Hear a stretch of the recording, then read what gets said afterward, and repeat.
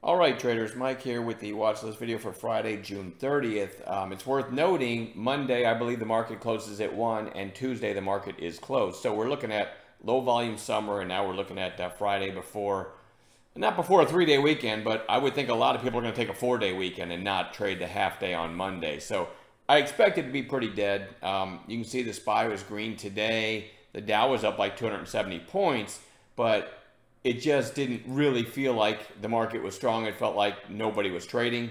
I did catch a really nice trade, and I called it in chat, in this KTRA, by the way, which is on the watch list for tomorrow. Really nice volume today. Closing well off its highs, though. Let me slide this over.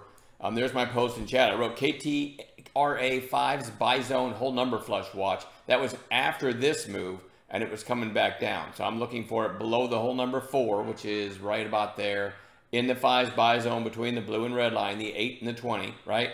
The EMA is on 5's. And I had a bid at 389 and got filled. It only went down to 380. I was risking about 20 cents.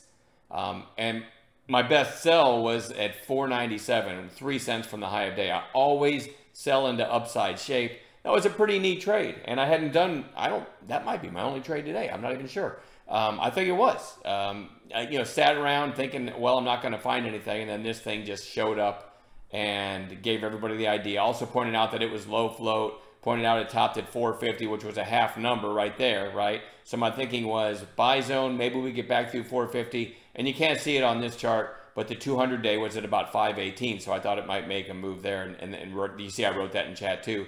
200-day above if it can break 450 later. It did break 450 later, as you can see right there. It did not quite get to the 200-day though. But definitely going to watch this one on Friday. And let me go into the others. JOBY, we already had it on watch coming to today, but then it gapped up. So you had the reversal. I'd like to see it come in another day or two, but I'm a day trader, right? So it's got to be on watch. I already showed you KTRA. Especially with that 200-day that's a little bit over 5, that makes it a little more interesting to me.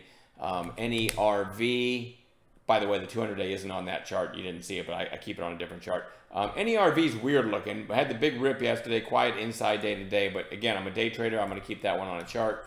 ACIU, a couple choppy days since the big rip, but I'm going to treat it like a bounce play and see if I can get an A+ setup. Same with CNTG, had a huge rip yesterday, then today kind of a quiet day. We'll see if we get an A+ setup in that one. GBX, big breakout today. Maybe we get a follow-through session. OSTK, big breakout today. SLRN was on bounce watch today. It ended up going out at the highs after this big rip a few days ago. So I'm just putting this on long watch for tomorrow. WBX, nice volume today and a pretty strong close. Maybe a continuation day there tomorrow. And then lastly, TOP, which you can't really see much because everything's so compacted because of this pop to whatever that was there. But there's 5-minute candles. So you can see the big move, the pullback, the second move. And actually in after hours, it actually briefly, I think, went and broke the earlier highs. I'm not sure. Yeah, I think it did. Doesn't matter now, right? But anyway, certainly going to be on watch. Let's see, closed at 777. Right now it's trading at 809 in after hours, but I think it went up over 9. Matter of fact, we can just do this.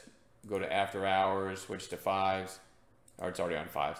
So this is what it did after hours. Actually took out the highs briefly. So certainly on a lot of traders' radar. We're going to watch that one tomorrow as well. Hopefully we'll find some gappers to add to the list as well. And that's it for me. There's not, again, summer trading, arguably a 4-day weekend coming for many people, so I don't expect a lot for tomorrow, but 1 or 2 good trades every day can make a nice living for you, right? All right, anyway, I'm done babbling. We'll see you guys in chat.